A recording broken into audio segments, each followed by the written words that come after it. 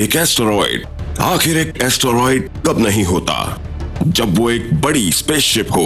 वो स्पिन हो रहा था जैसे अपनी आर्टिफिशियल ग्रेविटी क्रिएट कर रहा हो। बाहरी दुनिया से आने वाले घुसपैठियों से कैसे लड़ा जाए? ऐसे हाईटेक दुश्मन से लड़ने का सिर्फ एक तरीका है, वो है लो टेक, छोटे पॉकेट में बटकर गोरिल्ला वॉर लड़ना। और कैसे यूनिवर्स के अंत से बचा जाए? ये यूनिवर्स की तबाही से बचने की तैयारी है, मगर इसके लिए महज कुछ कैन बीन्स और कुछ गैस मास्क काफी नहीं होंगे। साइंस डॉक्यूमेंट्स प्रस्तुत कर रहा है नासा's अनसॉल्व्ड मिस्ट्रीज।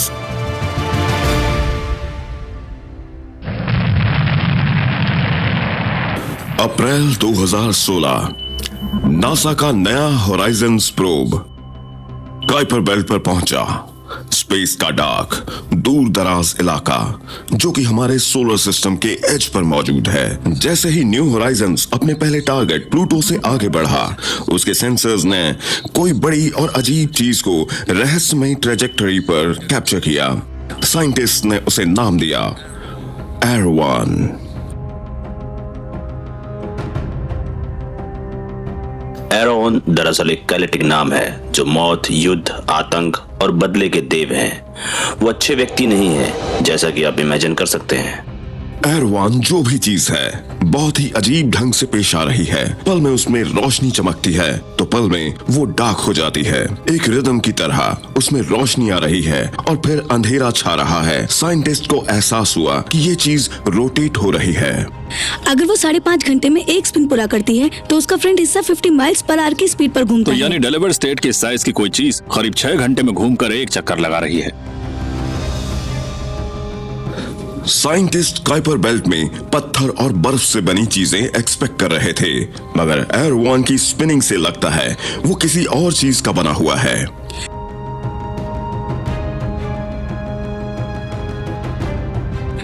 तो क्या वो पत्थर या बर्फ से ज्यादा मजबूत चीज से बना है? न्यू होराइजन्स आगे बढ़ा ताकि उसके सेंसर्स एरोवान को थोड़ा और करीब से देख सकें। एरोवान जो भी है उसका जल्दी ही पता लगने वाला है, मगर ऐन मौके पर प्रोब का सर्किट अचानक बिना किसी वजह ही बंद हो गया। अचानक से हमें ट्रांसमिशन आना बंद हो गया, जिससे अनुमान लगाया गया कि कोई वहां हमारी मौजूदगी पर नजर रखे हुए है। जब आप मिशन ऑपरेटर हो और ऐसा कुछ होते हुए देखते हैं तो दिल बैठ जाता है। मन में कई तरह के सवाल उठते हैं कि स्पेसक्राफ्ट के साथ आखिर क्या हुआ होगा। इससे पूरा मिशन खतरे में पड़ सकता है। इस घटना से ये भी सवाल उठता है कि क्या कोई नासा के सिग्नल को जाम कर रहा है। संपर्क टूटने से पहले साइंटिस्ट ने एरोवान को एक बड़े स्पेसशिप की तरह लगातार एक रफ्तार में घूमते देखा। वो चीज घूम रही थी, काफी तेजी से घूम रही थी, मानो अपनी आर्टिफिशियल ग्रेविटी क्रिएट कर रही हो। स्पिन होने से किसी भी चीज के अंदर मौजूद हॉलो सेंटर में आर्टिफिशियल ग्रेविटी पैदा होती है। जैसे आपने धरती को इन्वर्ट कर दिया हो, जिससे सरफेस अंदर की तरफ है और अंदर का हिस्सा बाहर की तरफ। नासा जानता है कि भविष्य में अगर स्पेस के दूर दराज इलाकों में जाना है तो किसी तरह ग्रेविटी को रेप्लिकेट करना होगा। ये ग्रेविटी ना सिर्फ आपको हेल्दी रखेगी बल्कि हमारे शरीर को ग्रेविटी की आदत है, बल्कि इससे काम करना आसान हो जाएगा अगर आप कमरे में हवा में फ्लोट न कर रहे हो। विश्लेषकों ने इस रहस्यमय चीज एरोवान को नासा के स्पेस में ग्रेविटी को रिक्रिएट करने की कोशिश से जोड़ कर देखा। दोनों में ग्रेविटी को पैदा करने का कॉन्सेप्ट एक समान था। इंजीनियर, साइंटिस्ट आर्टिफिशियल ग्रेविटी के कॉन्सेप्ट को देख रहे थे। बड़ी बड़ी चीजें जो स्पेस में घूम रही हों, जिसके आउटर एजेस पर जंगल, शहर और ऐसी जगहें हों जहां लोग रह सकते हों। 1960 के दशक में नासा ने आर्टिफिशियल ग्रेविटी को बनाने के जमीनी प्रयोग शुरू किए। उन्होंने लैंगली में एक बहुत बड़ी रिसर्च फैसिलिटी तैयार की, जिसके बीचों बीच थी एक स्पेस स्टेशन के साइज की स्पिनिंग रिंग, जिसमें इंसानों को गिनी पिग की तरह इस्तेमाल किया गया। वो टेस्ट सब्जेक्ट को साइड में खड़ा करते थे और व्हील को स्पिन करते थे, जो 40 फुट डायमीटर का था। अंदर खड़ा इंसान व्हील के 9 रेवोल्यूशन पर मिनट की स्पीड पर खुद को संभालता था। इस दौरान अर्थ की आधी ग्रेविटी पैदा हो रही थी। वो एक बहुत ही अजीब सा एक्सपीरियंस था। मतलब आप एक ऐसी राइड पर हैं जो खत्म ही नहीं हो रही है। मैं ऐसी चीज पर कभी ना जाऊं। ना नासा और ना ही कोई और स्पेस एजेंसी एरोवान के स्तर का स्पिनिंग स्पेसक्राफ्ट बनाने के करीब भी है। इतना ही नहीं, वो जो भी जीव एरोवान के अंदर थे मुमकिन है कि हमारी तरह बिल्कुल नहीं होंगे। ब्रेंडाइज यूनिवर्सिटी की न्यूरोसाइकोलॉजिस्ट डॉक्टर जेना कैप्लान इंसानों पर आर्टिफिशियल ग्रेविटी के असर को स्टडी कर रही है। तो फिलहाल तो रूम हिल नहीं रहा है, हम स्पिनिंग शुरू करने जा रहे हैं। अल्बर्टो, तुम स्टार्ट कर सकते हो। ओके जाना, हम अब स्टार्ट कर रहे हैं, तैयार रहो। तो अब रूम घूमने लगेगा 10 RPM तक, यानी हर 6 सेकंड में एक रेवोल्यूशन पूरा होगा। कैप्लन के काम से अंदाजा मिला है कि आर्टिफिशियल ग्रेविटी में काम करना कितना मुश्किल है। काम तो दूर की बात है, चलना तक मुश्किल है। आप कदम रखते हैं तो आपके पैर पर कोरियोलिस फोर्स आता है, पूरा फोर्स। कोरियोलिस फोर्स एक अजीब इफेक्ट है जो सिर्फ तब आता है जब आसपास का एनवायरनमेंट रोटेट हो रहा हो। इससे सीधे काम भी टेढ़े हो जाते हैं। और ये इकलौती प्रॉब्लम नहीं है जो इंसान एक घूमते स्पेसक्राफ्ट में महसूस करेंगे। हमें मोशन सिकनेस हो सकती है, कंफ्यूजन हो सकता है। अंदर मौजूद इंसान कई मायनों में डिसफंक्शनल हो जाता है। मेरे ख्याल से हम शायद 10 मिनट और रह सकते हैं। मुझे बहुत ज्यादा पसीना आ रहा है और मुझे लगता है ये सिम्टम्स बढ़ने वाले हैं और पसीना अब मेरे पूरे शरीर पर आ गया एक है। इंसान का शरीर कितनी स्पिनिंग झेल सकता है, इसकी भी एक लिमिट है। अगर आप बहुत तेज स्पिन करने लगे तो आप उल्टियां करने लगेंगे। स्पेस में ये खतरनाक साबित हो सकता है। स्पेस में इससे आप जिस हवा से सांस ले रहे हैं उसे कंटेमिनेट कर देंगे और इससे इलेक्ट्रॉनिक्स में शॉर्ट सर्किट भी हो सकता है और ये बहुत खतरनाक हो सकता है। कैप्लन एक एक्सपेरिमेंट के जरिए ये जानने की कोशिश कर रही हैं कि कैसे कोरियोलिस फोर्स के चलते एक आसान सा काम भी बेहद मुश्किल बन सकता है। टेस्ट सब्जेक्ट को उनके सामने मौजूद पेपर पर बने पॉइंट को बार बार एम करने के लिए कहा गया। ये एक आसान सा टास्क है, मगर एक गलती स्पेस में जानलेवा साबित हो सकती है। अगर मुझे कोई बटन दबाना है तो मुझे वही बटन दबाना होगा, मैं उसे मिस नहीं कर सकती। रूम 6 रेवोल्यूशंस पर मिनट की स्पीड पर स्पिन हो रहा है। इस हालात में टेस्ट को दोहराया जाएगा। And start.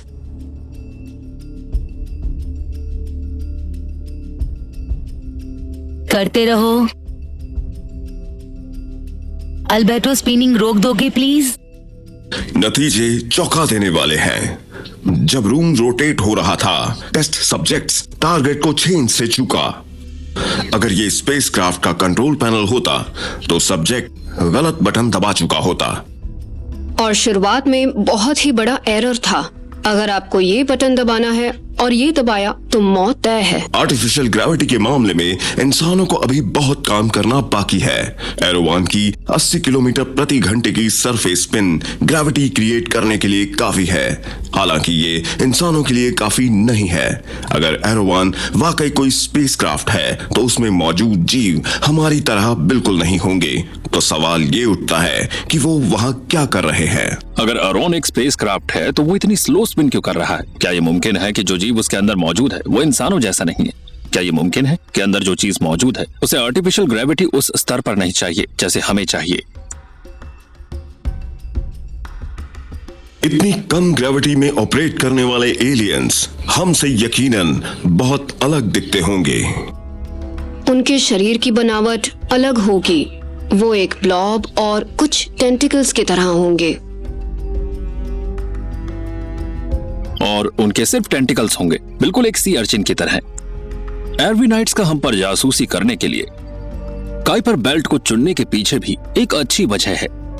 काइपर बेल्ट में करोड़ों अरबों चीजें हैं और वो इतनी दूर है कि हमें कुछ दिखाई नहीं देता। अगर आप एक एलियन हैं तो अर्थ जैसे ग्रह पर इंसान जैसे फंकी जीवों पर नजर रखने के लिए डेफिनेटली वहीं अपना ऑब्जर्वेशन पोस्ट लगाते। अगर आप एक ऐसे जीव हैं जो जीरो ग्रेविटी में जीते हैं तो आपको घूमते समय बड़ा ध्यान रखना होगा, क्योंकि धरती जैसे ग्रह आपके लिए खतरनाक हो सकते हैं, एक ब्लैक होल की तरह। अगर वो धरती पर चलने की कोशिश करें तो वो पूरी तरह से चिपक जाएंगे। ये जगह उनके लिए सही नहीं होगी। जैसे ही न्यू होराइजन्स प्रोब एरोवान से दूर गया, अपने आप सिग्नल्स लौट आए। न्यू होराइजन्स के कंप्यूटर के साथ जो भी हुआ उसकी वजह से नासा इस अजीब घूमती चीज का सच नहीं जान पाया। एरोवान आज भी एक बड़ा रहस्य बना हुआ है। इस समय हमारे पास काइपर बेल्ट के लिए कोई भी नया मिशन नहीं है और मुमकिन है कि हम लंबे समय तक रॉन की सच्चाई नहीं जान पाए।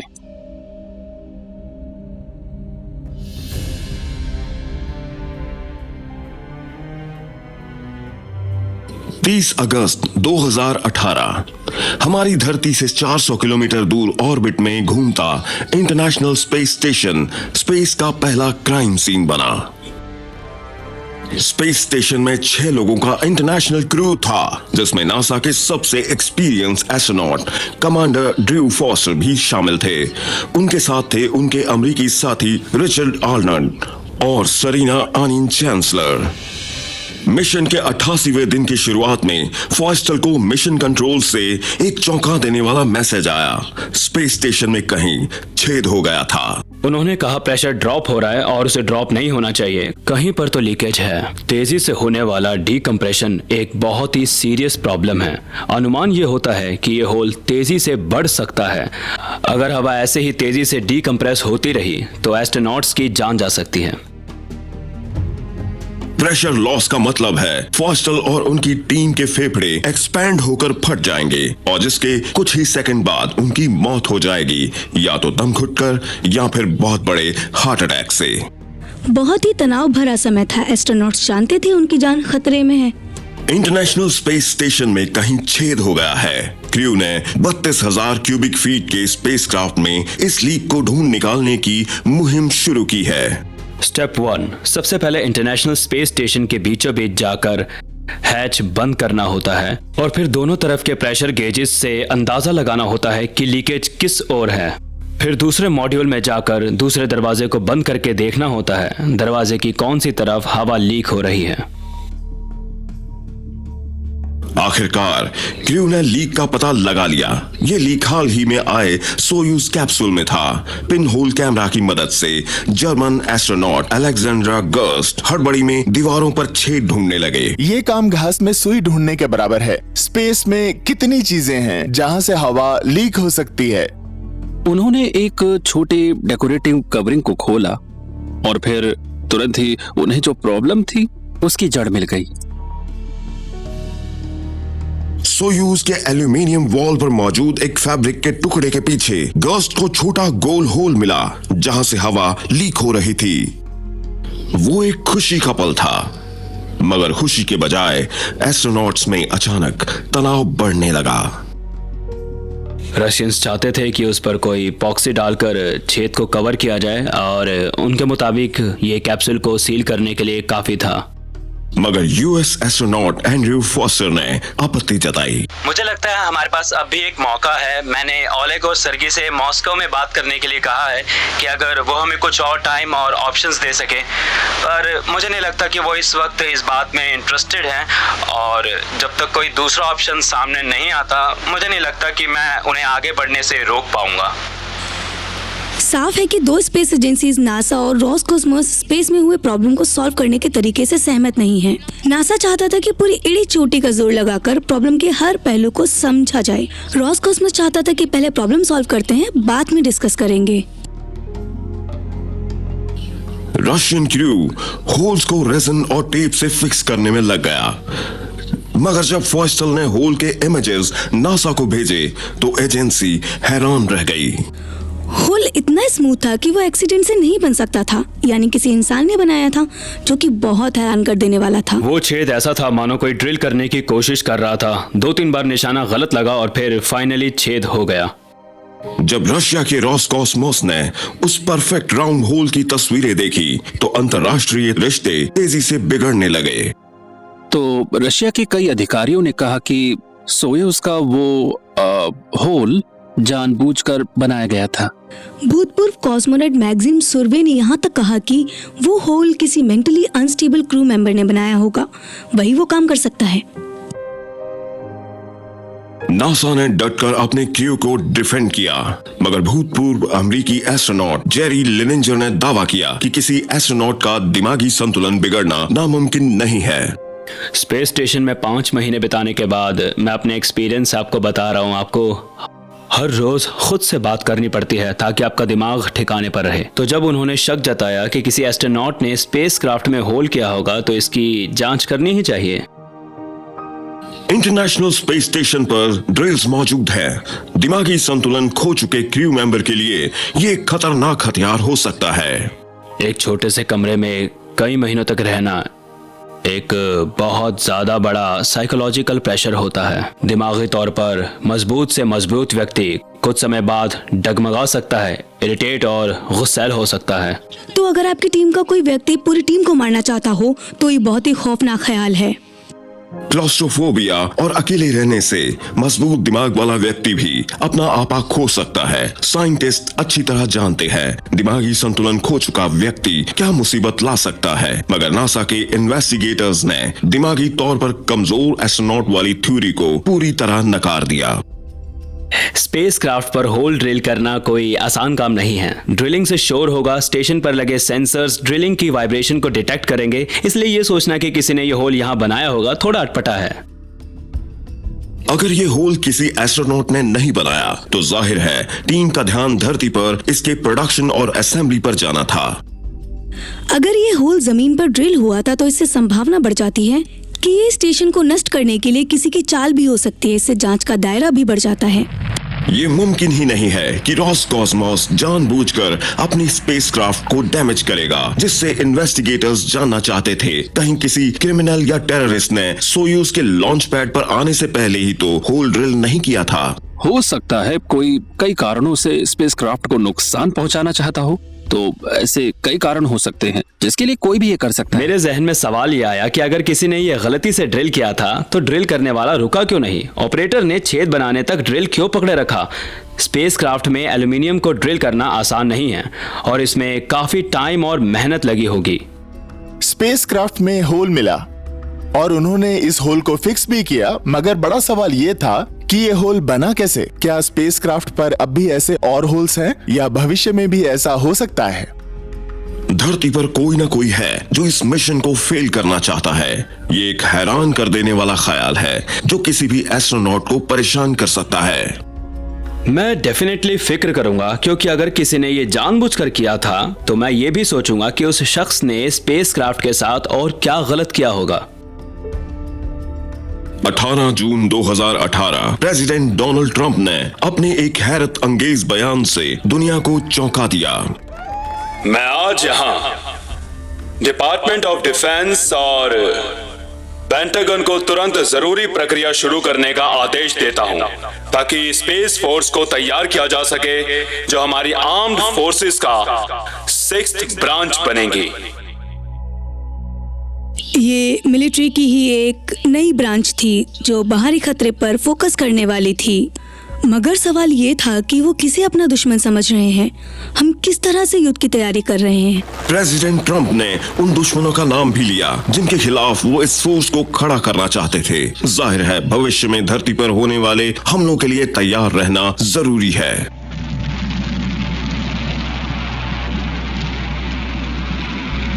2007 में चाइना ने एक मिसाइल लॉन्च किया, धरती से करीब 800 किलोमीटर दूर स्पेस में अपना ही एक सैटेलाइट तबाह कर दिया और जिससे जबरदस्त ताकत का प्रदर्शन किया।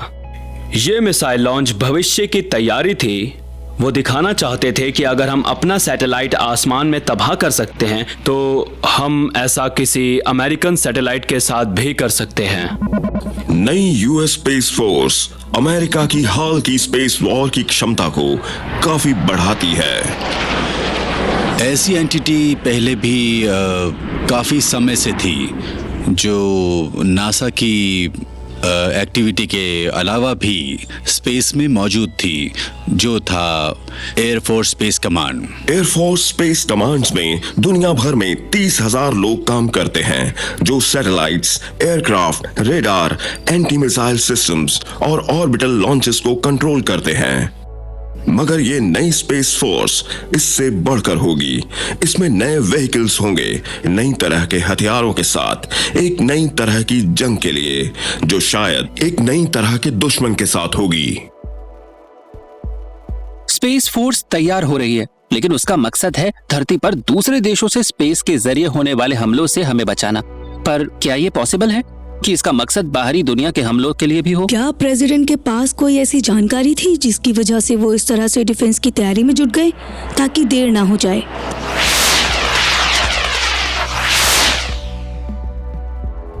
स्पेस फोर्स विश्लेषक जानना चाहते हैं कि क्यों यूएस प्रेसिडेंट ने मिलिट्री का एक नया स्पेस ब्रांच शुरू किया। कुछ विश्लेषक के मुताबिक ये फोर्स इसलिए तैयार हुई क्योंकि फोर्स के अनाउंसमेंट के 2 साल पहले ही महान एस्ट्रोफिजिसिस्ट स्टीफन हॉकिंग ने दुनिया भर की सरकारों को एक चेतावनी दी थी। उन्होंने ये चिंता जताई कि स्पेस में घूमते एलियंस शिकारी किस्म के हो सकते हैं या फिर दुनिया के रिसोर्सेज के लुटेरे हो सकते हैं। उन्होंने चेतावनी दी कि एलियन लाइफ की तलाश में जो मैसेज और सिग्नल्स हम पिछले 50 साल से कॉस्मोस यानी ब्रह्मांड में भेज रहे हैं उनका हम पर पलटवार हो सकता है। स्टीफन हॉकिंग इस बात को लेकर बेहद चिंतित थे। उनके मुताबिक हमें अंधकार में कोई सिग्नल्स नहीं भेजने चाहिए क्योंकि हो सकता है कि ब्रह्मांड में कोई और स्पीशीज हो जो हमें प्रकाश की तरह देखे और पलक झपकते ही हमारा सफाया कर दे। अगर प्रेसिडेंट ट्रम्प को हमारी धरती के बाहर से आने वाले खतरे का डर है तो वो इस डर को साझा करने वाले पहले प्रेसिडेंट नहीं है। एक बार रोनाल्ड रेगन जब प्लेन पर थे उन्हें लगा जैसे उन्होंने किसी तरह का कोई स्पेसक्राफ्ट देखा हो। जिमी कार्टर इस विषय पर सबसे ज्यादा खुलकर बोलते थे। वो एरिया 51 में जाकर वहां क्या है ये देखना चाहते थे और उन्हें भी ये लगा कि उन्होंने एक यूएफओ को देखा था। कहते हैं 1974 में CIA के हेड जॉर्ज H.W. बुश ने प्रेसिडेंट जेरी फोर्ड से ये कहा कि एलियन से जुड़ी जानकारी सिर्फ उन लोगों को दी जा सकती है जिन्हें जानने की जरूरत है। और यही सबसे डरावनी बात है। जॉर्ज बुश ने यूएफओ से जुड़े सवालों को नकारा नहीं, बल्कि उन्होंने सिर्फ इतना कहा कि आपको जानने की जरूरत नहीं है, मैं बताऊंगा नहीं, ये आपके टॉप सीक्रेट क्लियरेंस से बाहर की बात है। तो प्रेसिडेंट ट्रम्प का क्या? 20 जुलाई 1952 को एयरफोर्स के रेडार ने आसमान में कुछ अजीब रोशनियों को पिकअप किया। इसे देखने वाले डर गए। उनके बयान के मुताबिक एक अजीब उड़ता हुआ एयरक्राफ्ट राजधानी के ऊपर उड़ रहा था। एक हिस्सा आगे चलकर वॉशिंगटन पर घुसपैठ कहलाया। इस स्पेसक्राफ्ट को इंटरसेप्ट करने के लिए तुरंत जेट रवाना हुए, मगर जेट आसानी से पीछे छूट गए। उसी दौरान न्यूयॉर्क शहर में ट्रम्प के घर से 1.5 किलोमीटर दूर एक तेज गोल रोशनी सड़क के ऊपर उड़ रही थी। यूएफओज डोनाल्ड ट्रंप के आसपास में थे। क्या ये वजह हो सकती है जिसके चलते प्रेसिडेंट ने स्पेस फोर्स का निर्माण किया? अंतरिक्ष से होने वाले हमले के खिलाफ स्पेस फोर्स हमारी फर्स्ट लाइन ऑफ डिफेंस होगी। लेकिन अगर हम पर किसी दूसरे स्टार सिस्टम से हमला होता है तो हमारे पास स्पेस में ऐसा कुछ तो होगा जिसकी बदौलत हम वो लड़ाई स्पेस में ही लड़ें, न कि धरती पर। अमेरिका एक स्पेस फोर्स को तैयार करने में बहुत ही सक्षम है। लेजर हथियार वाले सैटेलाइट्स डिफेंस में मदद कर सकते हैं। वहीं ऑर्बिट पर जाने की क्षमता रखने वाला X-37B एयरक्राफ्ट स्पेस में भी लड़ने के लिए तैयार हो सकता है, मगर कोई गारंटी नहीं है कि बाहर से हमला करने वाले एलियन जंग के नियमों का पालन करेंगे। किसी प्लेनेट पर कब्जा करने के कई तरीके हो सकते हैं। आप उसके एटमॉस्फेयर में छोटी छोटी मीटेराइट्स के जरिए महामारी फैलाने वाले कीटाणु भेज सकते हैं। आप उस प्लेनेट की तरफ एक विशाल एस्टेरॉयड भेज सकते हैं। लेकिन अगर आप उस प्लेनेट का इस्तेमाल करना चाहते हैं जिसके लिए आपको सिर्फ वहां के लोगों को खत्म करना है, तब आपको जमीन पर अपनी फोर्स, अपने सैनिक भेजने होंगे। अगर ट्रम्प की स्पेस फोर्स धरती को एलियन से बचाने में असफल हुई तो क्या हमारे पास कोई बैकअप प्लान है जिससे हम अपनी धरती पर उनसे मुकाबला कर सकें? अगर पेंटागन ने इसकी प्लानिंग की है तो वो जानकारी भी खुफिया है। चलिए मान लेते हैं कोई बड़ा जहाज हमारी धरती पर आता है और एलियंस हमारी धरती पर हमला बोल देते हैं। जो भी एलियंस हमारी धरती पर आएंगे वो जाहिर है स्पेस की लाइट ईयर्स की दूरी तय कर आएंगे, तो टेक्नोलॉजी के मामले में वो हमसे बहुत आगे होंगे। ऐसी टेक्नोलॉजी से हम मुकाबला नहीं कर पाएंगे। ये मुकाबला स्टोन एज और F-35 के बीच होने वाली जंग की तरह होगा।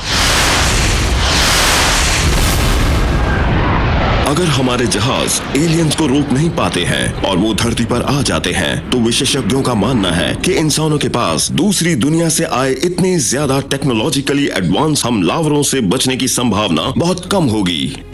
अगर कोई एलियन हम पर हमला करे जो इतना टेक्नोलॉजिकली आगे हो कि अपने फोर्सेस के साथ गैलेक्सीज को पार कर सके उनके लिए हमारे स्पेस फोर्स को मिटाना मिनटों का काम होगा। वो हमारी धरती के सारे इंडस्ट्रियल मिलिट्री कॉम्प्लेक्सेस को आसानी से उड़ा सकते हैं।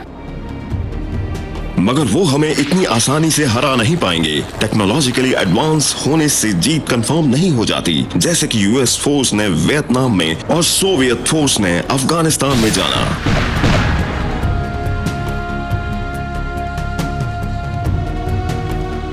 ऐसे हाईटेक दुश्मन से लड़ने का सिर्फ एक ही तरीका है, वो है लो टेक। हो सकता है कि हम छोटे पॉकेट्स में बंटकर गोरिल्ला वॉर लड़ पाएं। छोटे छोटे गुट में बंटकर लड़ पाने की इंसानी क्षमता हमारी धरती पर कब्जे का आखिरी लाइन ऑफ डिफेंस बनेगी। अगर ऐसा कोई हमला होता है तो उम्मीद है कि हम में से कुछ लोग जमीन के नीचे बंकर्स में जाकर बच जाएंगे और उसके बाद हमें छोटे छोटे ग्रुप्स बनाकर उसी तरह लड़ना होगा जैसे आतंकवादी लड़ते हैं।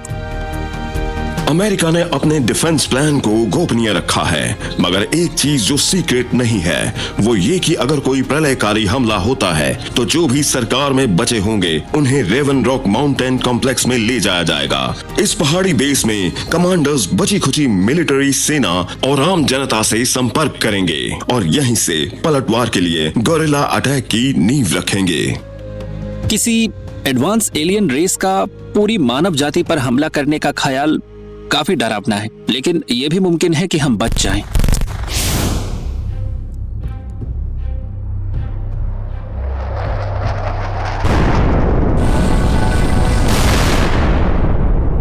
जितना ज्यादा हम स्पेस में जाते रहेंगे उतना ज्यादा हम दूसरों का ध्यान अपनी ओर आकर्षित करेंगे, मगर कुछ विशेषज्ञों का मानना है कि हमें अपना यह सफर जारी रखना ही पड़ेगा।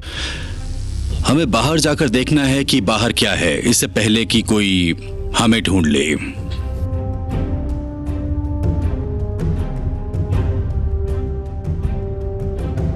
छब्बीस नवंबर 1922 इजिप्ट।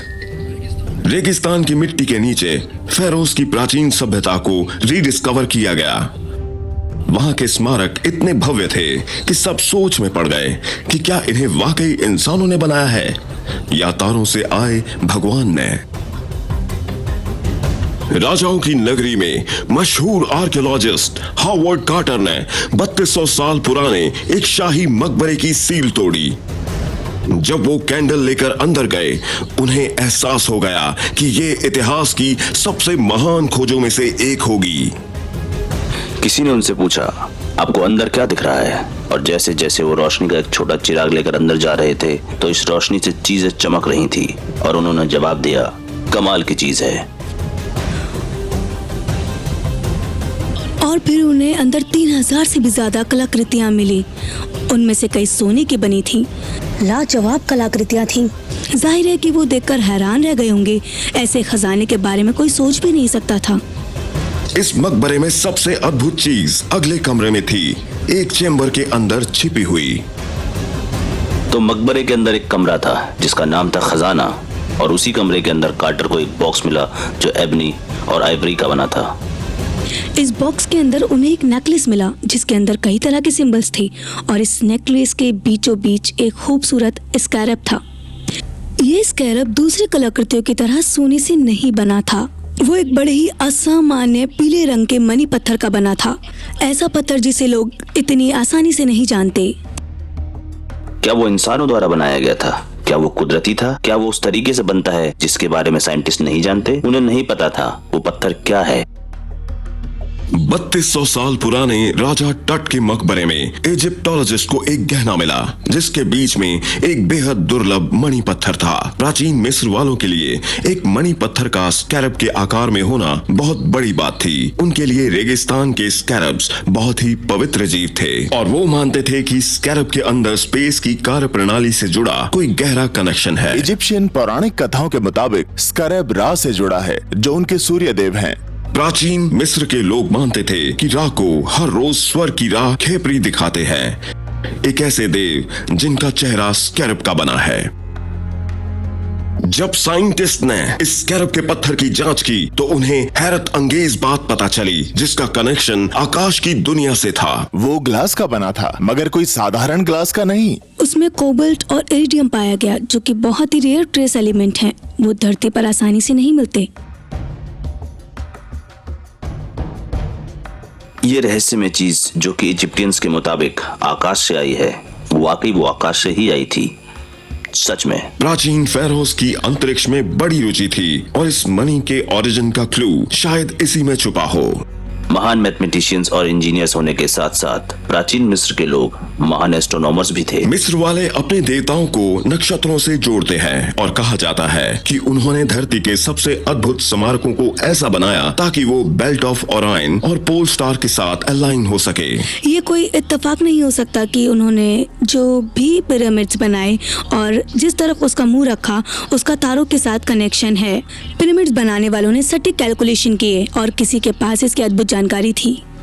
लोग सोचते हैं आखिर उनके पास ये जानकारी कहां से आई। इजिप्शियंस पत्थरों के सर्कल्स बनाकर स्टार्स को चार्ट करते थे और सबसे अद्भुत एक प्राचीन मंदिर की सीलिंग पर रहस्यमयी डेंडीरा ज़ोडिएक बना है, एक एस्ट्रोलॉजिकल डिस्क जिसका इस्तेमाल पुजारी करते थे। मगर इस डिस्क में अद्भुत और अविश्वसनीय रूप से सटीक एस्ट्रोनॉमिकल जानकारी थी। इजिप्शियंस का अंतरिक्ष के प्रति गहरा लगाव था, तो उनके मुताबिक इस पत्थर में क्या पावर्स थी और उन्हें क्यों लगता था कि उसमें वो पावर्स हैं? सैकड़ों वर्षों तक इस मणि पत्थर का ओरिजिन एक रहस्य बना रहा है और फिर एक्सप्लोरर्स के हाथ कुछ लगा। नेकलेस से मिलते जुलते ग्लास के टुकड़े लीबिया के रेगिस्तान की गहराई में हर तरफ बिखरे पड़े मिले, राजा तट की मकबरे से हजारों किलोमीटर दूर। ये टुकड़े न्यूयॉर्क जितने बड़े शहर के इलाके में फैले मिले, यानी वो काफी दूर दूर तक फैले हुए थे। इस ग्लास का वही बेसिक कॉम्पोजिशन था जो आसपास की रेत और सैंडस्टोन का था। तो अब हमें यह सोचना था कि इस रेत और सैंडस्टोन को कैसे फ्यूज किया जाए और उसके लिए क्या चाहिए होगा। चाहिए होगी हीट। मगर यह मुमकिन नहीं था।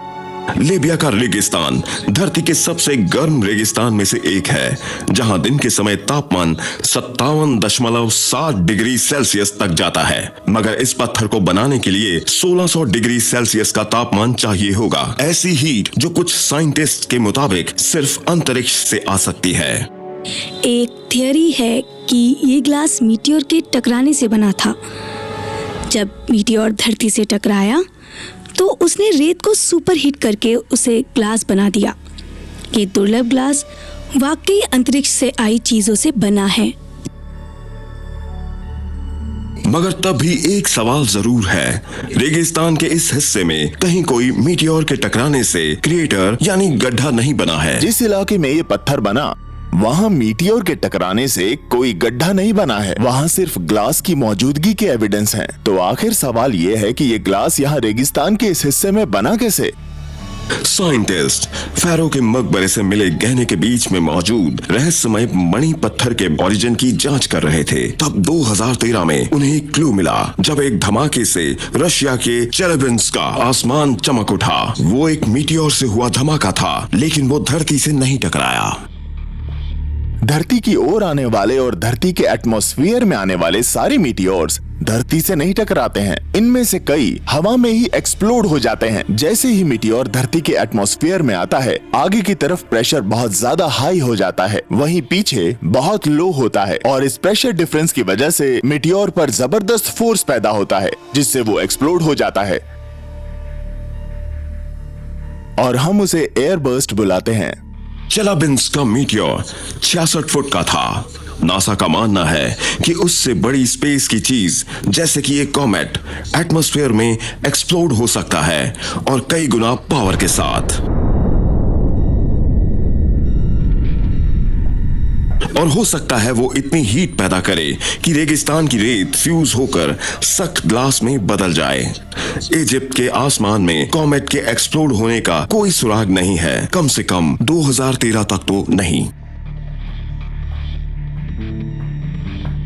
ये सुराग एक छोटे काले पत्थर से मिला। पत्थर को एनालाइज करते समय और उसका केमिकल कंपोजिशन चेक करते समय उस कंकड़ के ओरिजिन का पता लगाया गया।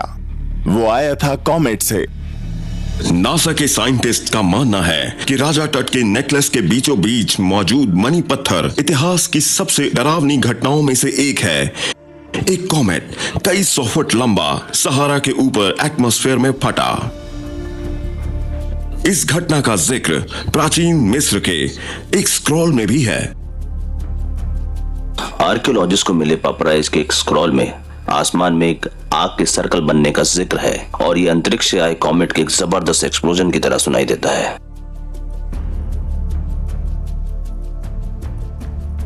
आसमान में हुए इस जबरदस्त धमाके को जाहिर है धार्मिक दृष्टिकोण से देखा गया होगा। स्कैरब देव खेपरी का सूर्य देव रा को जमीन की ओर धकेलना। कमाल की बात है कि इजिप्ट के लोगों ने इस ग्लास को स्कैरब के आकार का बनाया है, क्योंकि अगर कोई भी इंसान इस एयरबर्स्ट के वक्त वहाँ खड़ा होगा तो उसने आसमान में एक दूसरे सूरज को बनते देखा होगा। तो क्या कमाल की सोच है इजिप्शियंस।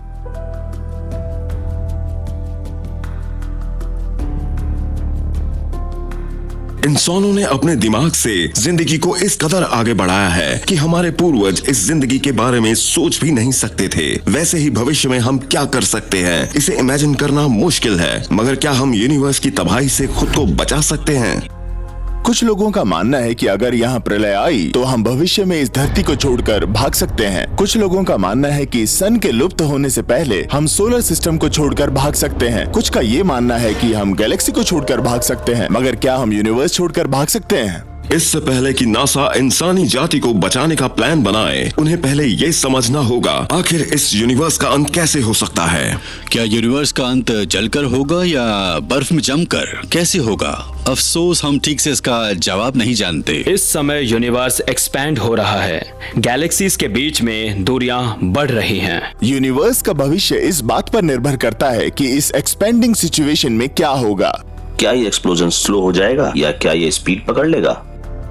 कुछ साइंटिस्ट्स का मानना है कि किसी न किसी पल ग्रेविटी अपना जोर दिखाएगी और ये एक्सपेंशन रिवर्स हो जाएगा।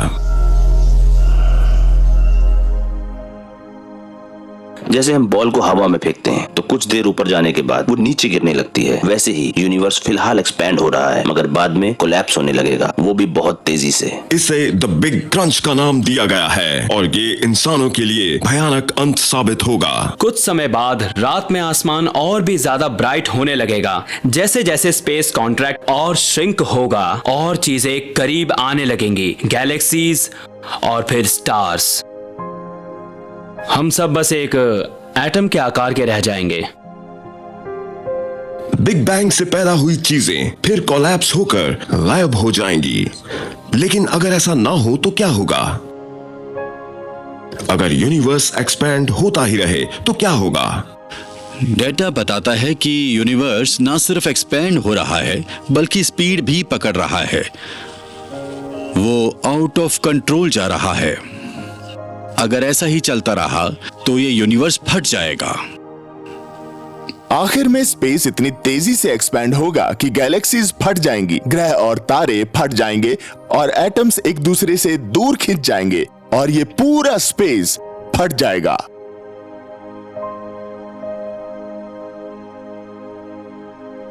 इंसान बड़ी लाचारी के साथ धरती से आसमान में अपने तारों को गायब होता देखेंगे और अपने तारों की तरह धरती भी और उस पर मौजूद सारी जिंदगियां अंधेरे में लुप्त हो जाएंगी। मगर इंसान इतनी आसानी से हार नहीं मानेगा और साइंटिस्ट्स अभी से ऐसे प्रलय से बचने के रास्ते ढूंढ रहे हैं। क्या हम हर चीज के विनाश को चकमा दे सकते हैं? एक ना एक दिन इस यूनिवर्स का अंत जरूर होगा। कमाल की बात यह है कि साइंटिस्ट ने अभी से इस प्रलय से बचने के तरीके ढूंढ निकाले हैं। अप्रैल 2010 mathematics physicist Roger Penrose cosmic microwave background radiations को स्टडी कर रहे थे, यानी यूनिवर्स की सबसे पुरानी लाइट को। कॉस्मिक माइक्रोवेव बैकग्राउंड रेडिएशन वो लाइट है जो यूनिवर्स के शुरुआती दिनों की बची हुई है और वो तब से अब तक स्पेस में ट्रेवल कर रही है। ये रेडिएशन अतीत में झांकने की एक विंडो की तरह है, जिसे पेनरोज जानना चाहते थे कि गैलेक्सी का निर्माण किस प्रकार हुआ। हमें एक तस्वीर दिखती है कि 3,80,000 साल की उम्र में यूनिवर्स कैसा दिखता था, जो कि हाल के 13-14 अरब साल की उम्र से बिल्कुल अलग है। अपनी जांच के दौरान पेनरोज को जो नजर आया वो हैरत अंगेज था। रॉजर पेनरोज को लगा कि उन्होंने माइक्रोवेव बैकग्राउंड में कुछ स्वर्ल्स देखे जो हमारे बिग बैंग से पहले मौजूद यूनिवर्स की परछाई के हो सकते हैं। अगर ये आइडिया सही है तो इससे अनुमान लगाया जा सकता है कि हमारा यूनिवर्स साइकिल नेचर का है। यानी यूनिवर्स जैसे दोबारा शुरू होता है, जैसे हम क्लॉक को रीसेट करते हैं, हम फिर से शुरुआत करते हैं एक नई सुबह के साथ। कुछ एस्ट्रोनॉमर्स का मानना है कि हमें एस्केप रूट मिल गया है। इंसान यूनिवर्स के अंत में भी जिंदा रह सकता है अगर हम किसी तरह अगले यूनिवर्स की शुरुआत में उसे दोबारा ज्वाइन कर सकें। ये एक प्रलय और महाविनाश की तैयारी की तरह है, मगर इसके लिए महज कुछ बीन्स के कैंस और गैस मास्क काफी नहीं होंगे। यूनिवर्स का अंत अभी बहुत दूर है, मगर हम वक्त के साथ दौड़ में हैं। साइंटिस्ट का मानना है कि इंसान को इवॉल्व होना होगा उस स्तर पर जिसे फिजिसिस्ट टाइप 3 टेक्नोलॉजिकल सिविलाइजेशन बुलाते हैं, ताकि हम वो टेक्नोलॉजी बिल्ड कर सकें जिससे हम किसी भी प्रलय से बच सकें। टाइप 1 सिविलाइजेशन वो है जहां हम प्लेनेट की एनर्जी का इस्तेमाल करते हैं। उदाहरण के तौर पर हम कुदरत के साथ खेल सकते हैं, ज्वालामुखी के साथ खेल सकते हैं, प्लैनेटरी एनर्जीज को कंट्रोल कर सकते हैं, जैसे बकलॉजस या फ्लैश गॉर्डन। हमें टाइप 1 बनने में अभी 100 साल लग जाएंगे। इसके बाद टाइप 2 सिविलाइजेशन बनने के लिए इंसानों को हमारी धरती से आगे जाना होगा। स्टार ट्रैक एक टिपिकल टाइप 2 सिविलाइजेशन है जहां हम पूरे स्टार सिस्टम की एनर्जी को यूज कर पाएंगे। मगर यूनिवर्स के अंत से बचने के लिए हमें और भी आगे जाना होगा। अगर हम हर साल एक्सपोनेंशियली 3% की स्पीड से ग्रो होते रहे तो हम 10 लाख सालों में टाइप 3 पर पहुंच जाएंगे, जैसे स्टार वॉर्स। हम गैलेक्सी की पावर को यूज कर पाएंगे। 10 लाख सालों में इंसान बहुत अलग नजर आएंगे, मगर इतनी जबरदस्त ताकत के साथ शायद वो यूनिवर्स के अंत से बच पाएंगे। वो ऐसी टेक्नोलॉजी को यूज करेंगे जो आज से बेहद आगे होगी। हमारे वंशजों को एक कॉस्मिक ओवन बनाना होगा जिससे एक बेबी यूनिवर्स पैदा होगा, एक inter dimensional life board. Physicist का मानना है कि वो एक सिंगल पार्टिकल को बड़े से ओवन में सुपरहीट करके एक बेबी यूनिवर्स बना सकते हैं, एक बड़े हेड्रॉन कोलाइडर की तरह। 10 से 19 अरब इलेक्ट्रॉन वोल्ट्स पर सुपर हीट करने पर बबल्स फॉर्म होने लगते हैं। इनमें से हर एक बेबी बबल बेबी यूनिवर्स को रिप्रेजेंट करता है। बेबी यूनिवर्स को हमारे अपने यूनिवर्स में बनाने की बजाय साइंटिस्ट स्पेस टाइम को बेंड कर स्पेस में एक अलग इलाका वार्म होल के जरिए क्रिएट करेंगे जहां हम ट्रेवल कर सकेंगे। ये नोआज आर्क की तरह होगा, मगर यहाँ बाढ़ से बचने के बजाय आप यूनिवर्स के अंत से बचने की कोशिश करेंगे। हम इतने एडवांस होंगे कि स्पेस और टाइम के पावर को यूज कर पाएंगे, जिससे कि हम अपना एक यूनिवर्स बना सकेंगे। एक आर्टिफिशियल यूनिवर्स जिसे इतिहास के सबसे महान इंसान डिजाइन और बिल्ड करेंगे। वो जगह कुदरती यूनिवर्स के दोबारा बनने तक रहने के लिए एक परफेक्ट जगह होगी। अगर हम एस्केप कर पाएं तो हम वहां बैठकर इस पूरे दृश्य को देख पाएंगे। वो बहुत ही पावरफुल और ब्यूटीफुल होगा। हम फ्रंट रो में बैठकर यूनिवर्स का अंत और नए यूनिवर्स का निर्माण देखेंगे। मतलब एक टिकट में आपको 2 शो देखने को मिलेंगे। वहां रेस्टोरेंट खोला जा सकता है।